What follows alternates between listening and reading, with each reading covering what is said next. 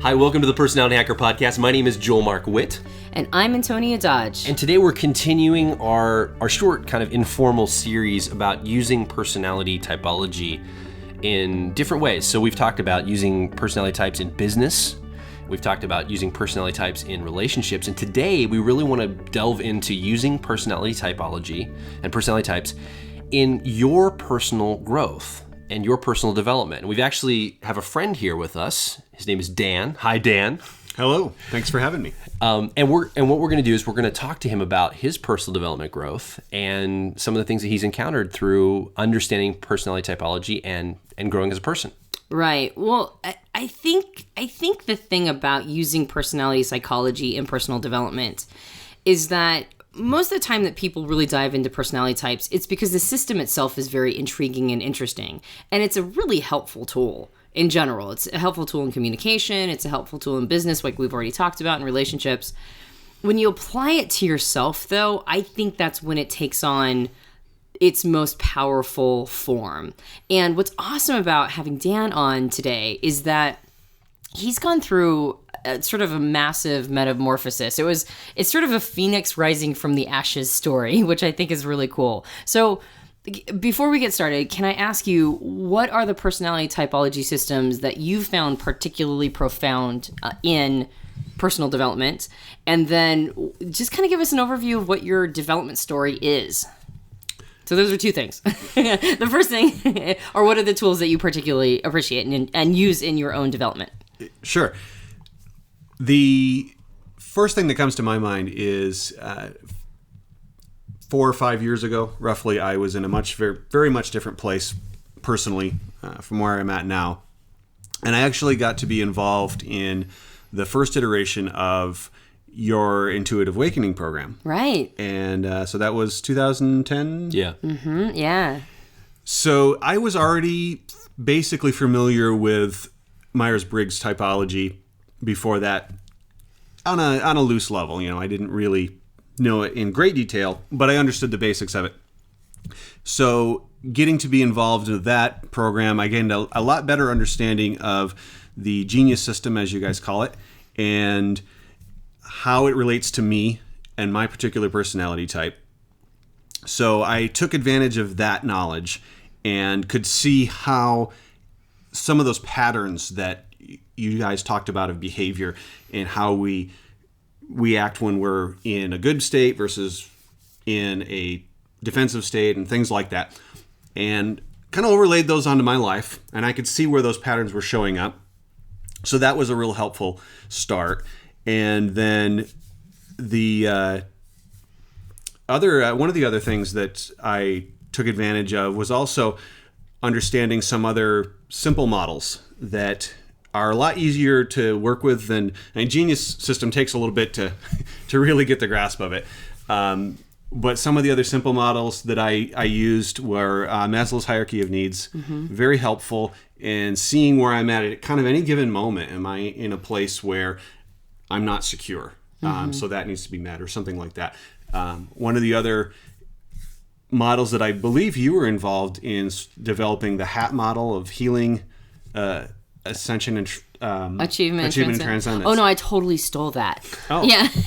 No, I didn't at all come up with it. I stole it from a friend who is a coach. Oh, okay. And he helped me understand it for my own coaching practice. And then I thoroughly absconded with it, and now I put it in a lot of our programs because I think it's so powerful. So yeah, the HAT model is healing, achievement, and transcendence, which is that we're generally in personal development working on one of those three. And I think, have we mentioned the HAT model in a previous podcast? Yeah, we've basically talked about some of the aspects of it. I don't know if I forget if we've dedicated a whole podcast to it, but I know we have talked about it in at least one of our previous podcasts. Yeah. So the HAT model. Okay. Well, as Kurt Vonnegut said, poor artists imitate great artists steal. Yeah, that's what he said. So. I love being a great artist. Just steal liberally. That's right.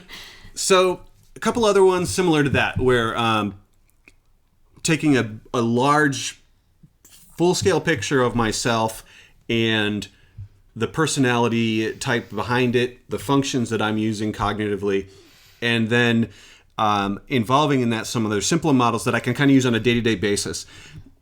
That's the basics of it. I mean, there were other things that came into play. But I started with some simple stuff like that I could work with on a day-to-day basis of what am I doing today kind of thing. And so I went from being at a state where I was in the worst place I'd ever been in my life, personally. My marriage had come to an end, so that was obviously a big shakeup. I was also going through a significant, I guess you could say, existential crisis at the time. The religion that I had been involved with my whole life, I was losing my faith in that. That was falling apart, and that was very, very traumatic for me.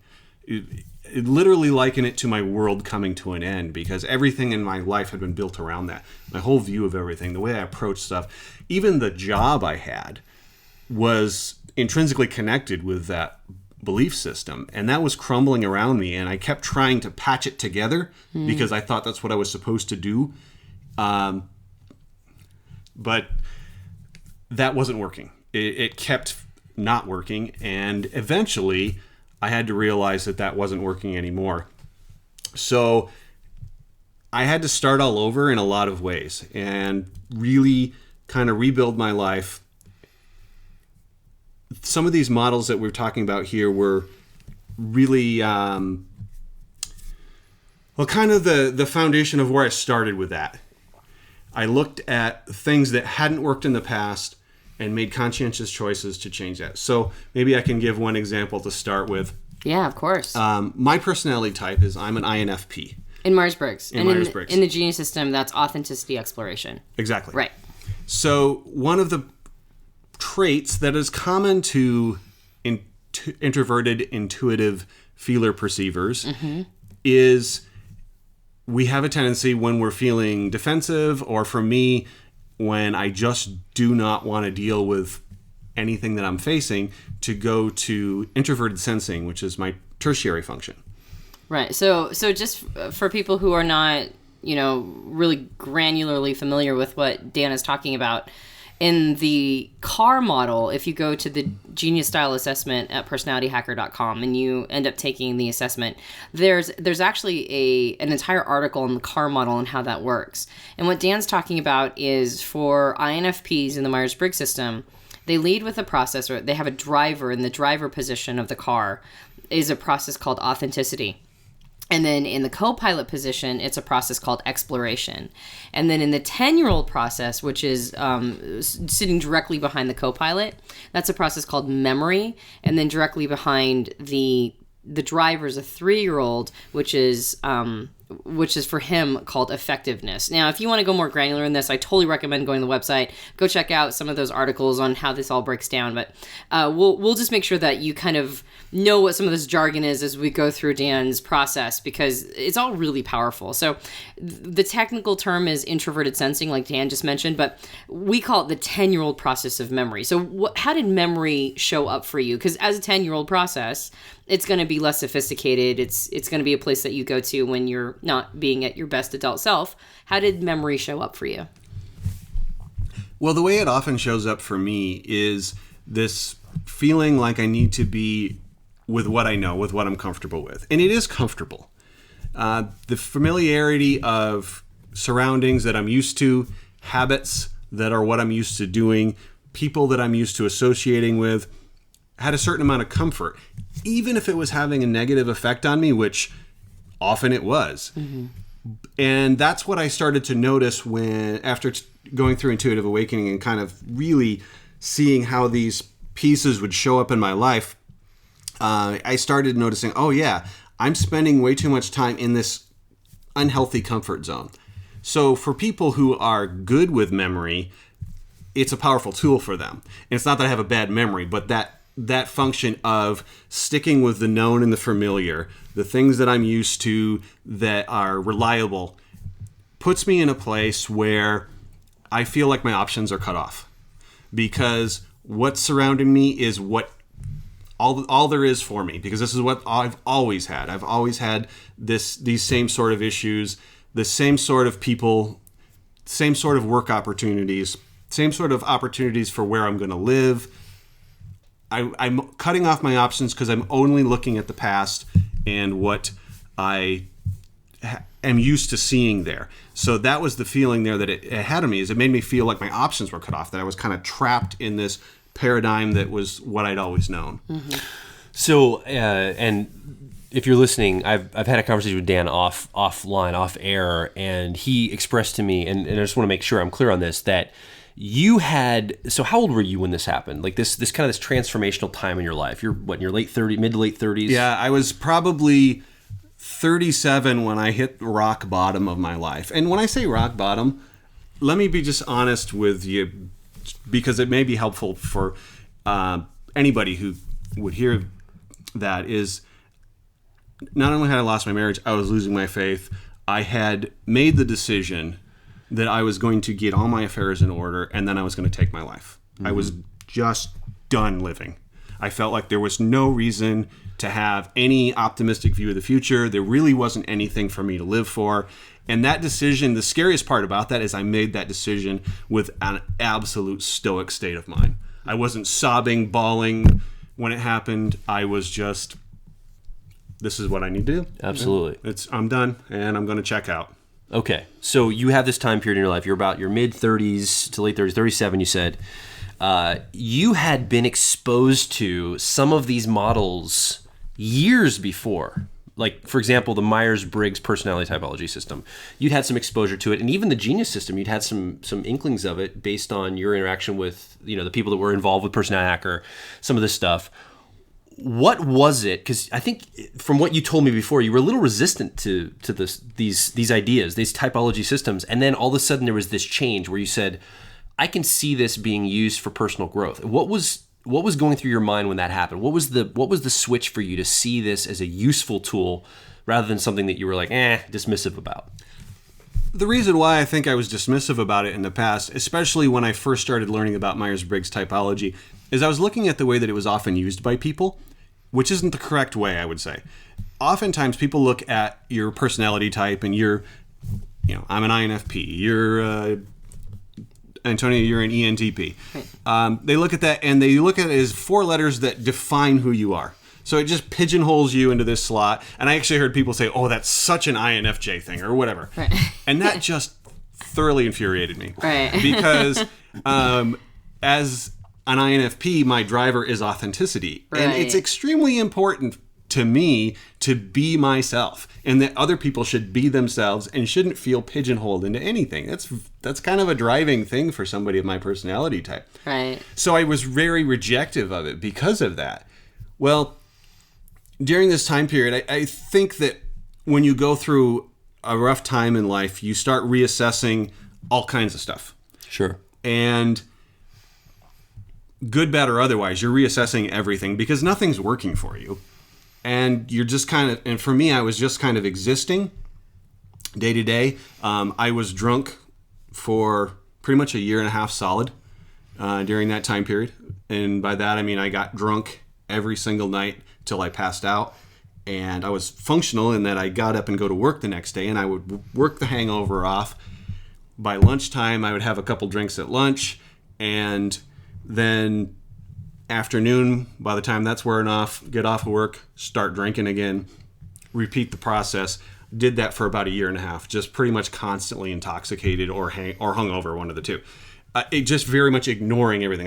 And it was a conscious choice, actually. I didn't drink because I couldn't stop myself from drinking. I was making myself drink because I did not want to think. You were anesthetizing yourself. Yeah, totally. Just trying to shut it down.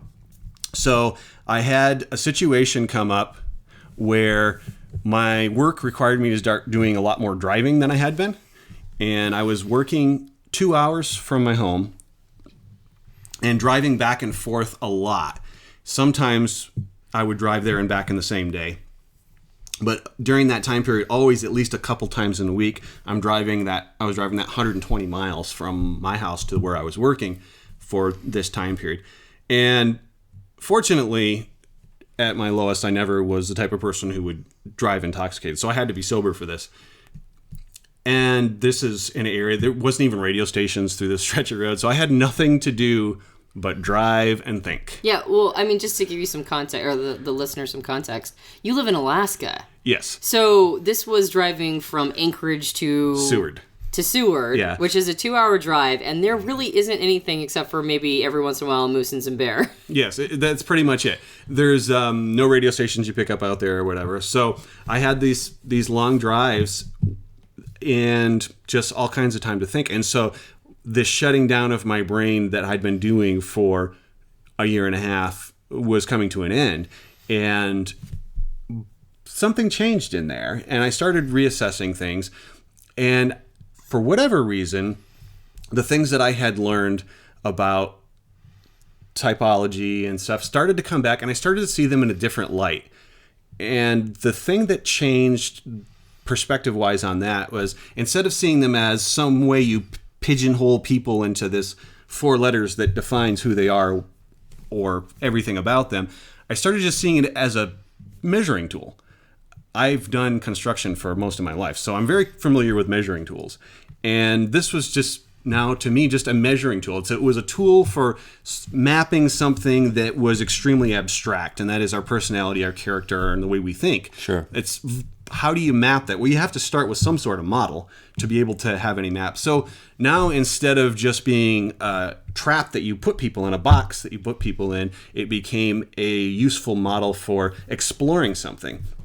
So that perspective changed, and then right about that time, you announced the Intuitive Awakening program, and for whatever reason, I decided to get in on that. And I honestly don't remember what the decision-making process was, but I'm very glad I did, because that took me to a whole new level of understanding of that. And then I got really fleshed out with the Genius system and started learning more about things like my memory process and my secondary process, which is exploration. Yeah. You said that in such a, just like a really, just like, then I had some time to think, and I was thinking, the thinking I hadn't done in a year and a half, and I was forced to think, and then I started reevaluating things. That had to be a miserable process. I mean, you said it like so casually. So nonchalant. But I'm like, I'm thinking if I'd spent a year and a half anesthetizing myself with alcohol, and then all of a sudden I was forced to think about my life and the quality of my life and think, I'm surprised you didn't drive your truck off the road. There were certainly times I thought about it. And I would get to the job we were working at, and I would get there 5 minutes, 10 minutes early before I needed to or whatever. And I would stop somewhere a little ways away from the job, and I would stop and I'd get some tissues and I'd wipe away all the tears that I'd been crying for 2 hours. Oh my gosh. And I had like a glass, a bottle of water or whatever, it sort of splashed on my face because I didn't want the guys I work with to see me show up clearly having just spent 2 hours bawling my eyes out, because that's what I was doing. All these things that were shut down and bottled up. No, it was like, that Coke bottle had been shaken for a year and a half, and the top came off. Sure. So, oh my gosh. This speaks to something that I don't know if we've actually talked about in such a formal way that Dan's talking about. And in fact, just recently we've been getting a few emails from people who are in a lot of pain in their life, intuitives in particular, who are in a massive amount of pain, and they don't know what to do. They're at a place where they feel trapped, they feel in pain, they feel like they don't know what to do. And I have a feeling that if you're listening and you're experiencing this, you're not alone. There's other people like you out there that are, it's probably a time in your life. You might be a little older. I don't know where you are in your life, but you might have gone through some things that, have not been great for you in life, and you're experiencing this pain. And I think as particularly as intuitives, we have a sense of we haven't ever really fit in a particular way. And as you realize that, man, my life is continually moving and I still haven't gotten to the thing that will make me happy or fulfilled, and I feel like, is there any hope for me? And if you don't have any models or any frameworks or anybody that really understands what your experience is, it can be extremely overwhelming to the point where, you're telling your story where you feel like you were going to kill yourself. You said that like almost like, yeah, I was going to kill myself. And you were sober-minded when you said it just now. But that's serious. Like, you're going to kill yourself over something that... Making plans. Yeah. Making I plans mean, to do that's powerful. And I just want to urge you that if you're listening to this, I want you to pay attention to what Dan's talking about, because you might be in the same place, and there is some hope for you in, and again, we're not a therapist podcast or a counseling podcast, but I think this is important, because even if it's not physical death, even if it's not like you want to put a bullet through your brain, there's part of you that's dying inside every day because you can't be yourself. You can't be the true, authentic, or accurate self, or whatever it is that you know you can show up to the world as. And you've had to let that start to die a little bit, whether it's a physical death, like killing yourself, or just an atrophying death. It's painful. Yeah. Well, and the other thing is, okay, so this is something that I always tap dance around, and I'm very careful and cautious around, because I don't want to indicate that I believe that people should necessarily take the same action that we did. But all three of us sitting here have had a time period where we massively reevaluated the paradigm that was given to us, the faith that we were raised in, or the religion we were raised in. And I don't believe that all intuitives necessarily should, like, leave the religions, or, I mean, if you believe, if you're sincere in your belief and it's working for you and it's making you happy, then obviously that's where you need to be. However, I've noticed a pattern where intuitives get to a certain time period or certain age, and they do start reevaluating things like what they were, maybe a faith tradition that they were raised in. It doesn't have to be any specific religion or faith. It could be any of them, but the intuitive starts to go, hey, I'm reevaluating this. I'm maybe seeing this in a different light. And then now they have the monumental task of taking this perspective that their whole identity is grafted to. And then now, how do they separate themselves from this faith, this religion, this perspective? It doesn't even have to be religious. It could be a secular perspective. But how do they sort of remove themselves from this thing that is so much a part of maybe their lifestyle or their family dynamic or whatever? And how do you graduate from that? For me, and maybe there are probably other... Shouldn't say maybe. I know for a fact there are other intuitives who've been through a similar thing. There was definitely a huge factor of feeling like I just can't fit in with this. There's something about me that doesn't work with this paradigm that's been handed to me. And for most of my life, I believe there was something horribly wrong with me. Right. Yeah. Because I was taught ever since I was a child that this is the way you should approach life. This is the way things should look to you. This is what should be important to you. And it's not that any of those things were bad in themselves. I want to be clear about that. For instance, it was very, very put into my head that a safe, simple family lifestyle was the ideal way to live, where you get married, you settle down, you have a comfortable home, you raise children, and you serve your God in your community. You're actively involved in the local congregation of your faith, and that will make you happy. That is the key to being a happy person. That was put into my mind. There are many, many people who are happy with that, and I think that's fantastic. So I thought something was wrong with me. I thought I'm clearly like crazy, or something is bad about me. I actually thought I was a bad, terrible person, because when I tried to force myself into that mold, the further I tried to go, the worse it got. The more I felt like I just don't belong here. This isn't working for me. What is wrong? There must be something wrong with me as a person, because can't be anything wrong with this system. And it wasn't either. It wasn't that it was necessarily a bad way to approach life, and it wasn't that there was something wrong with me, just a mismatch. And that's what I finally learned from the development that I was able to do, where I gained a lot better understanding of what makes me tick as a person, what's going to drive me and motivate me, and the things that aren't going to work for me. Then I was able to step back and go, oh, it's nothing more than a mismatch. It just doesn't fit who I authentically am. That made a lot of sense. And that was very key in me being able to move forward, getting past that idea that clearly there's something wrong with me because I can't fit into what I've been taught. Yeah. Oh, God. Shoehorning yourself into some organization, institution, job, career, just trying to make that work is like, I mean, using the word shoehorn, I can just feel the chafing. I can just feel the psychological chafing that happens when you attempt to do that. And when it's basically being presented that this is the only way to live, and because it may have very much suited, say, your family, like with my background, it very much suits my parents. And so they can't understand why anybody wouldn't feel happy there. Like, that doesn't make sense to them. So there is an impression that if you don't feel the same way, there is something broken about you. And I think this comes down to the heart of what Personality Hacker is all about, is this idea that so every personality is going to be different and resonate with a different style of happiness, and different things are going to make different people happy.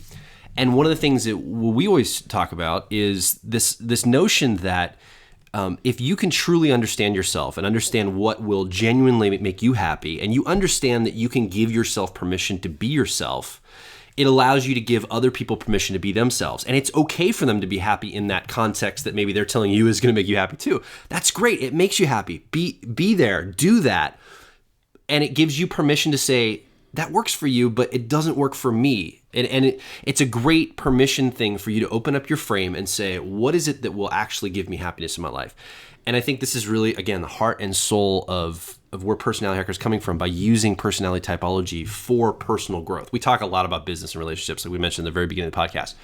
But really, when you get down to it, it's about understanding how I can create happiness in my life as a person, as a unique individual, and then allow other people the space and the freedom, whether they're my spouse, they're my friend, they're my child, whatever, to create their happiness too. That's unique and individualized to them. Yeah. Oh, definitely. That word permission is so strong. And unfortunately, when you get to a point of development when you realize that's what you want to do, right? When you were talking about before, like you kind of had poo-pooed personality types and you thought they put you in a box and you didn't really like that. And then you go through this terrible situation and circumstance and you're like, and now you're reevaluating. It makes me think of that phrase, I'd rather be happy than right? Rather than right than happy. And when you start to pursue the happy part as opposed to the right part, like I think I'm going to pursue happy. I think I'm actually not going to be unhappy and miserable for the rest of my life. I think I actually want to pursue happiness. You might find yourself surrounded by people who don't share that same feeling. They'd rather be right than happy. And now you're like, okay, so I think I'm going to go pursue happiness. And there's going to be a lot of people who are not on board with that. They're not going to be okay with that. They're going to feel like I'm betraying them. They're going to feel like, I'm being selfish. And I think a lot of intuitives who go through this personal development phase, one of the reasons why they stall or they prevent themselves from going down a personal development road is because they're afraid that they're going to hurt the people around them, that they're going to end up lonely, right? They're going to end up on this road where their loved ones are not following them and they're going to have to go be a maven. They're going to have to go blaze a trail on their own, and that can feel very scary. And I would say that was true in my case. But one of the things I realized, partially in retrospect, was that the way I was trying to live my life before, in fitting into this mold that was what I thought was the way I was supposed to live it, what had been taught to me, I was hurting the people close to me. I was hurting them by omission. And look back now, and I see so many times when there were people in my life who needed me at certain moments, and I had nothing to give. I was a dry well because I hadn't been feeding that well. I hadn't been putting anything into it that was going to make me happy, that was going to give me life energy, however you want to look at it. Right. So the people that were in my life when, at various times they were having difficulties or whatever, could have used a strong Dan. There was no strong Dan. Dan was just beaten down and broken because he hadn't been taking care of himself. So I think that's an important thing to remember based on my experience, is that once you start living authentically, now you're feeding your own well. That well's getting filled up. Then the people in your life that you want to be there for, when they need you, you have something to give. And I've had opportunities since then where I've had friends go through, and family and people I love go through some very difficult things. And I was so happy that, I'm here. I I can give and give and give right now, and whatever you need, Right. I am more than happy to help you get through this. And it was a total different shift, and it made me feel like, for the first time, I'm really able to contribute something to the people in my life that I care about, because I have something to give. Yeah. Yeah, you're coming from a place of abundance as opposed to a place of scarcity, so you can actually truly show up. I think that's so powerful and important. It's so important. So, if you don't mind, I'd like to go back to your personality type, because we've talked about the place that you were at. Yeah. And the really miserable context that you were in for a while, and then a shift. Now you got a bunch of time to think, which was probably a terrible, horrible thing, but obviously may have literally saved your life. Yeah, I don't doubt it. I believe it did. And so you had all this time to think, and then suddenly you decided to grab the tools that were available. And it might be that you grabbed personality types and personality psychology because it was something you were relatively familiar with. I mean, you and I we've been friends forever. And so you heard me talk about it in the past. And so it may have been something that was available to you at the time when nothing else was available. So, and that's a big piece of it too, is grab whatever's the available tool, right? Like, it doesn't have to be the empirically right one. It just has to be one that works. So you grab the one that was closest to you. And what were some of the big ahas? Like, where did your life go from that point forward? The big ahas, I think, came around understanding, if you go back to that card model you're talking about, and understanding what your order of functions are for your personality type, where your strengths are.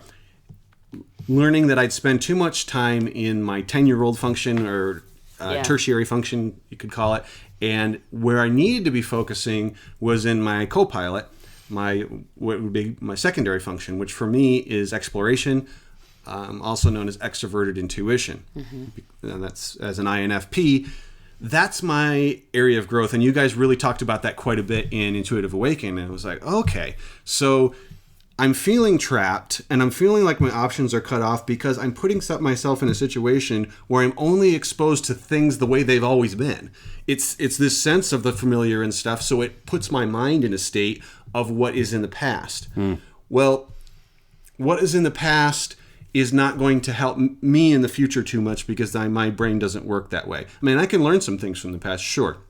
But when I want to pursue new options and make my life better, I need to put myself in a situation where I'm getting new data in, experiencing new things. So I started looking for opportunities to spend time exploring, putting myself in a state of, or situations where my intuition could get out there in the world, take in new experiences, meet new people, and have new paradigms to examine. Finding other people's perspectives that were totally new to me and examine. And not that I necessarily need to adopt those perspectives or that lifestyle or whatever, but just getting exposed to it. So I started doing those kinds of things. So, for example, I took a couple trips to Europe, and those were, in addition to being lots of fun, those were very eye-opening in just seeing, wow, this is a different country and different lifestyle, and the food is different, and it was all wonderful. And I came back from those, in both cases, very, very energized. I'm planning on doing some more in the future. And what I'm doing right now is exploring around this country, which is why I'm here with you guys in Somerset, Pennsylvania, instead of Alaska. I decided I need to do a road trip and hit the rest of the U.S. states that I hadn't been to. So I actually drove here from Alaska to Somerset, Pennsylvania. And there's a truck outside right now with Alaska plates on it, and all your neighbors going, what on earth? Kind of crazy. Which is how many miles, by the way? Trust me, our neighbors wonder way more than just if Alaskans visiting us. Yeah. Trust me. I think when I pulled up here, the odometer said 5,125 miles, something like that, I believe it was. Wow.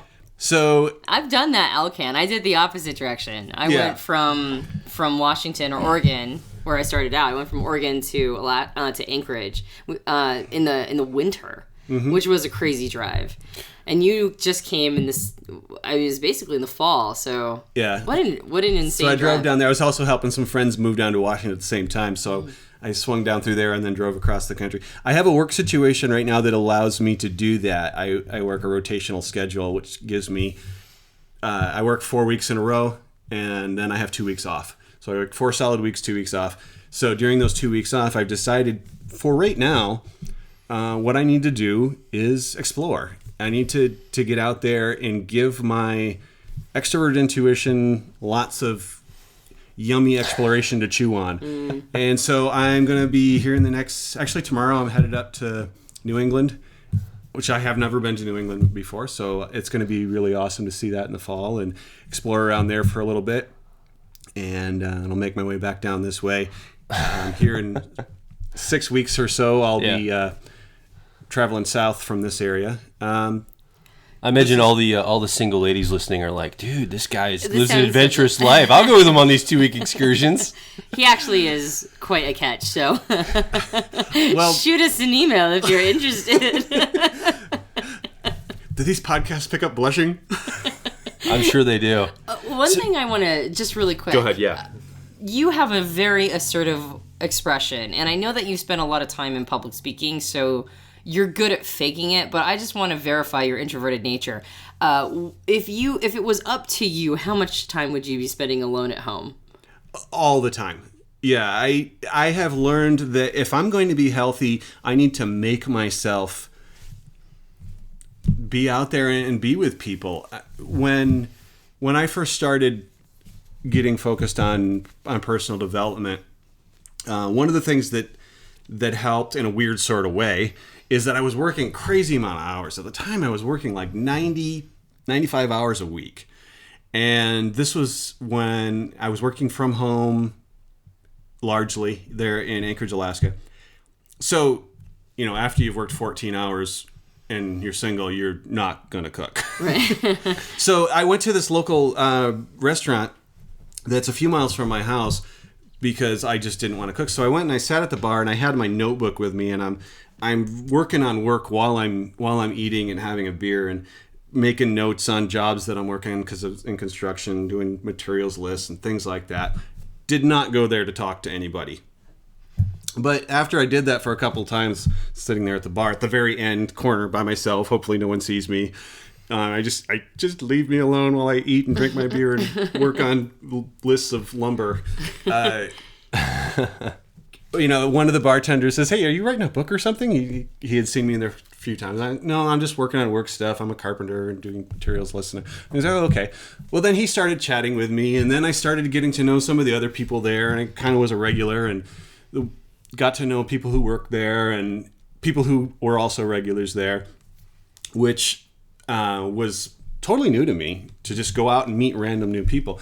So that was really helpful, and it was a good lesson for me that it's very, very good for me to get out of my comfort zone, to get out there and interact with people, rub shoulders with them, meet people. Some of them are going to like, some of them I'm not going to like. That's okay. But it's about getting out there. And so now I have learned to, whatever my situation is, to make sure and keep doing that, to not let myself fall into the habit of just holding up, even when I'm really tired. I work a lot of hours in my work, and there are lots of times when at the end of the day, I don't want to see anybody. I'm done. But I make myself a minimum of once a week, get out, do something social with other people, even if it's just for a little bit. And that's very helpful for me to keep a positive frame of mind. It's extremely important. I give myself plenty of alone time so I can recharge my batteries. And I listen to what my mind is telling me. If I'm feeling like, you know what, there's some more room for social time here and exploring with people, then I'll give myself a little bit more of that. If, maybe I'm not feeling well or whatever and I need a little more personal downtime, I give myself that too. But I try to pay attention to how I'm doing with that. And it's the proof is in the pudding, I guess to say. Am I in a healthy state of mind? Am I feeling positive? Am I feeling optimistic about people and generous in my opinions of people? If the answer to those things is yes, then I'm doing what I need to do. If the answer to any of those things is no, then something needs to be adjusted. Mm-hmm. And I don't accept that I'm just going to be miserable. Right. I love that it doesn't have to be full throttle. I mean, you've traveled to Europe a couple times now. You're doing a cross-country trip around the United States.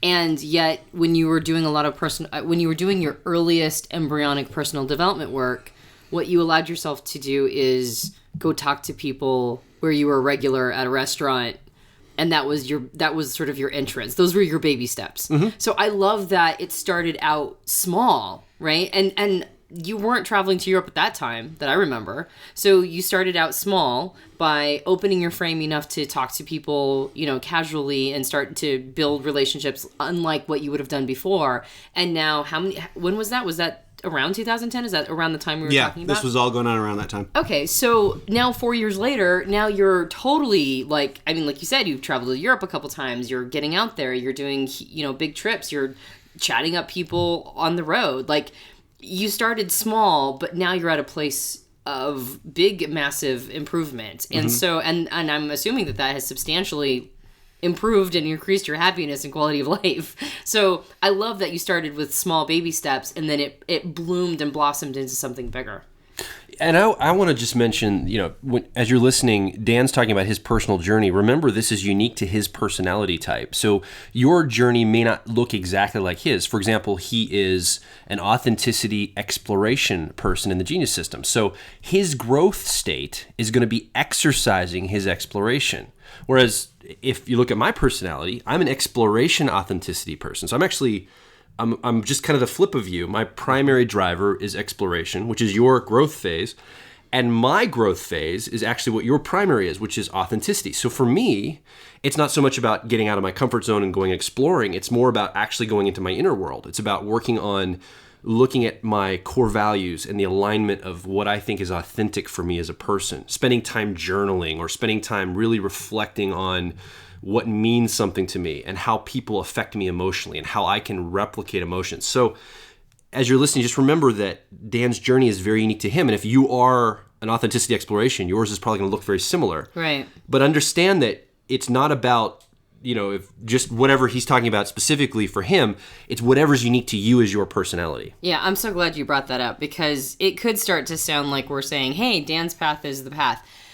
Really knowing what your co-pilot process is or your growth process is massive leverage in personal development. And I'm exploration accuracy. So for me, it was not even close to either of yours. Accuracy was my growth process. So I actually ended up studying formal logic. And I ended up studying advanced math. And I ended up studying radical honesty, which is a completely divergent path from authenticity. And that was the thing that I needed. I needed to be at a place where I was no longer experiencing cognitive dissonance. Yeah. And that, when I just let go of cognitive dissonance, when I said, I am never going to live in cognitive dissonance again. I am always going to be radically honest with myself and others. When I made that decision, that was when my happiness increased. And so it looks different for every type. And we've talked about this before, and I'm looking at our bookshelf right now with tons of personal development books on this bookshelf.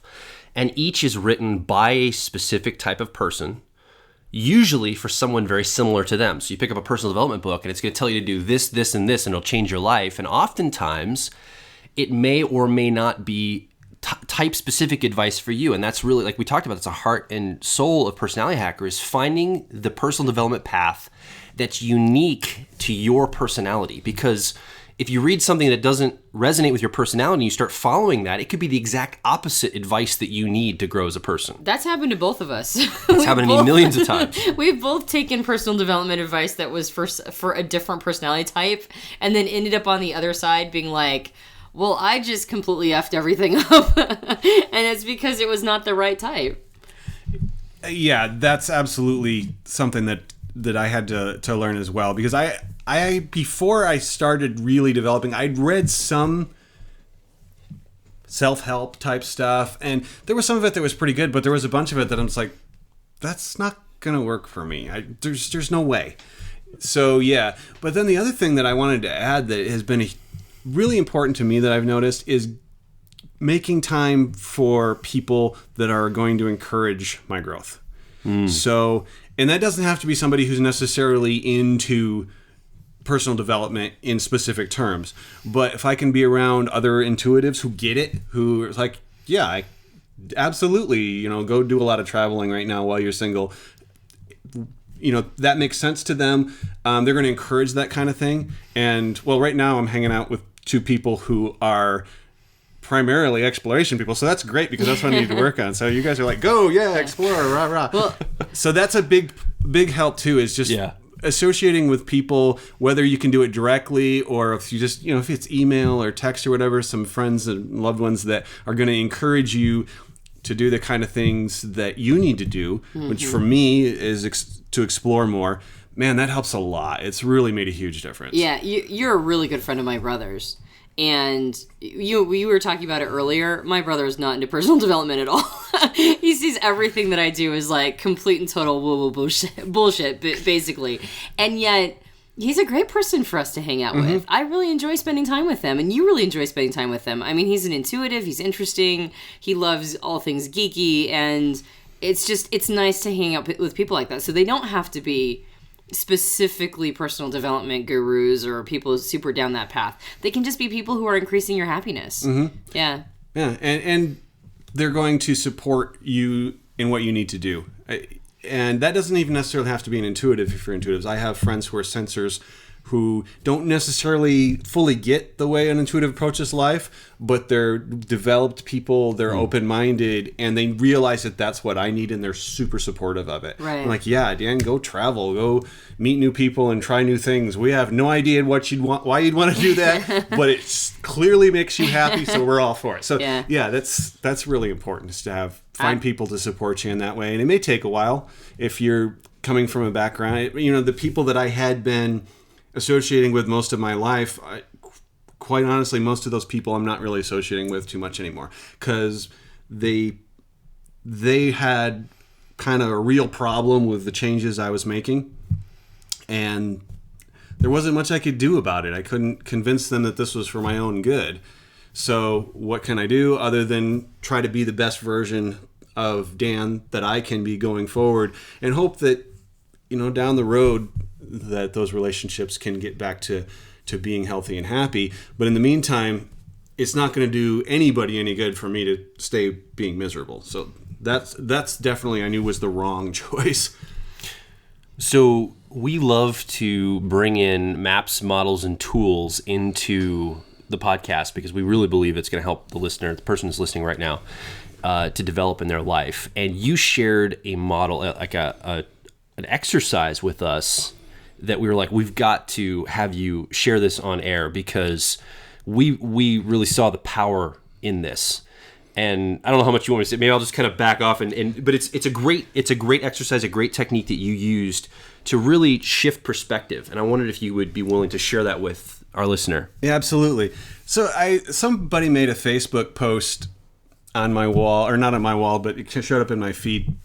And it was something to the effect of, if I could go back 10 years and tell myself, what I know now then, my life would have been so much better.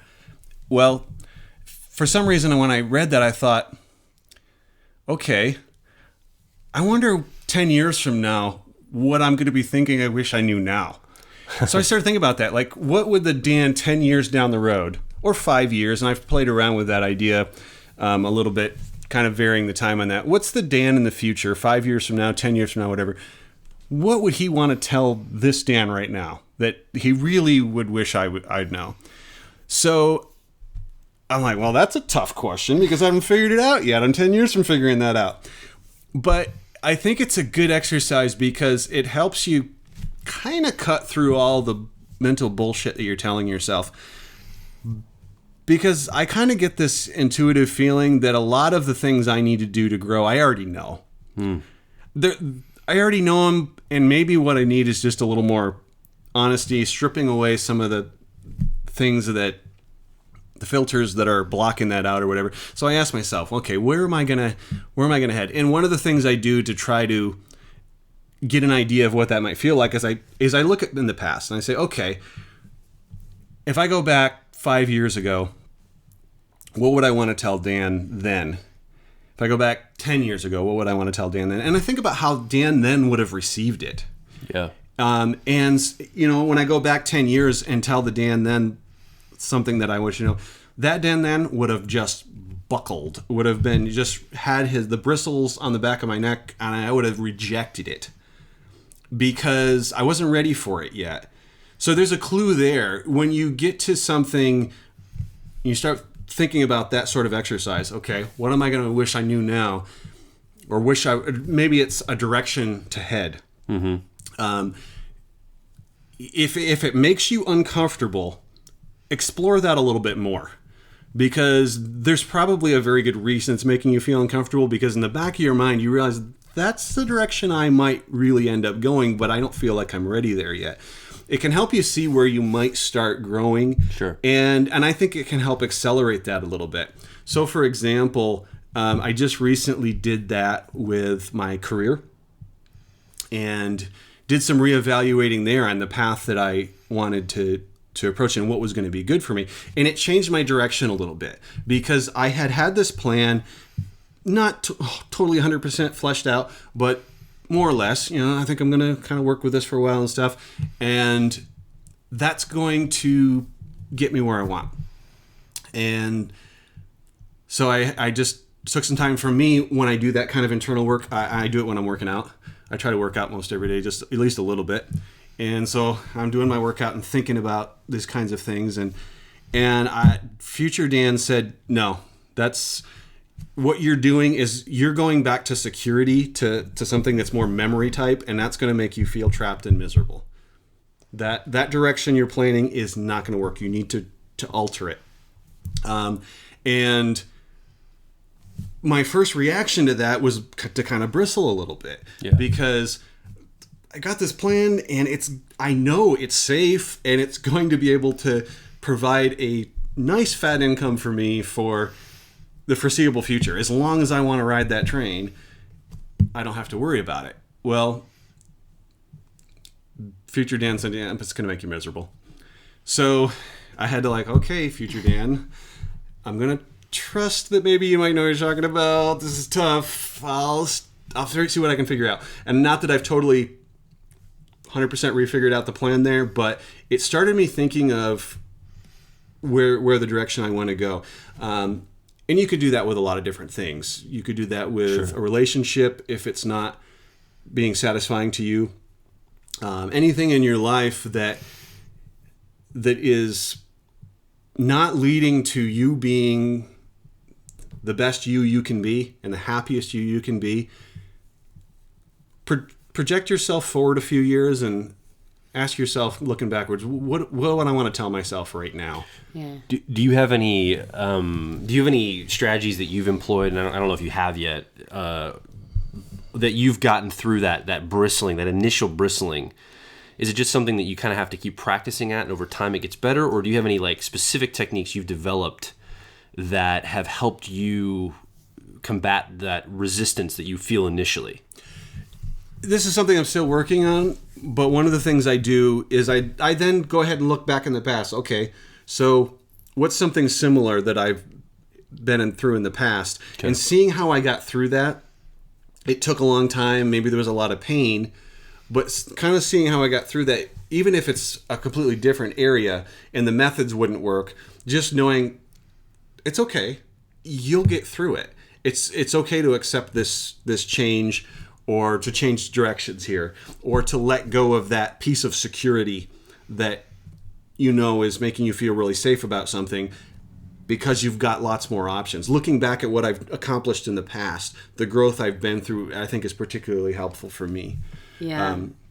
Just because it shows a pattern of, I'm get through this like I have every other time. You actually, earlier today, we were having a conversation where I was talking about the me 10 years ago. And one of the things I wished I had said, or could go back and say, is, just chill. It's going to be okay. Don't be so intense. Try to enjoy your 20s a little bit more. You just need to chill out. Things are not as dire as you think. And you reminded me of that exercise, and you said, yeah, the Tony or the Antonia 10 years from now is going to look back and say the same thing. And that was just such a great little reframe for me. It was like, yeah, you're right. I probably am going to think back and go, just chill out. It's not as intense. It's not as bad as you think it is right now. Yeah. It was a great exercise. So even if you don't what I picked up from that is even if you don't have something specific, like real specific, take this specific action or you're going to want to do this with your career, at the very least, you're probably going to tell yourself to chill out a little bit. It's probably not as big a deal as you think it is right now. Sure. And when I look back 5 years ago when I was at my lowest point, and I think to myself, what do I want to tell myself then? What I want to tell myself is, it will be okay. You will get through this. And the other side is going to be way, way better than you could possibly imagine right now. So that's, I think, really important to remember whenever we're going through anything that's really, really tough. Even if we're at rock bottom, listen to that future you 5 years from now, because I guarantee you 5 or 10 years from now, there's a future you who wants to look back and say, it's okay. You will. I know it's just miserable and it sucks right now, but you will get through it. And on the other side, just everything is going to be way, way better. Yeah, I can't think of a better note to end on. I think that's a fantastic way to end this podcast. I really want to thank you so much, Dan, for coming on and sharing your story. I think it's You're more than welcome. So powerful. I'm really grateful. And I just really hope that, you listening, I hope you understand that no matter what situation you're in, I mean, Joel and I both have stories similar to Dan's, not to the point where I was going to take my life, but I was pretty rock bottom at a couple times, and that's what I figured out. I figured out if I just muscled through and I kept working on myself and becoming a better version of myself and looking for happiness and abundance, I was able to find it. So I think that's a fantastic note to end on, is just remember, keep the faith. The way out is through. And it does. I mean, I've been at some pretty dark moments in my life where I didn't feel like there was ever an exit strategy. I really didn't. And I thought that any exit strategy that I might find was at best going to be the least mediocre. Like, it's going to just be kind of getting by. And looking back at my life, not only did I find an exit strategy from some of the situations I was in, but I found not the minimum exit strategy, but the maximum exit. Like, life is way better than I could have imagined it being. And so it doesn't feel like it now, and it's going to take work. I don't think, there's no delusion here that things just happen to you. I mean, you're talking about doing a lot of interpersonal work, and personal development is tough.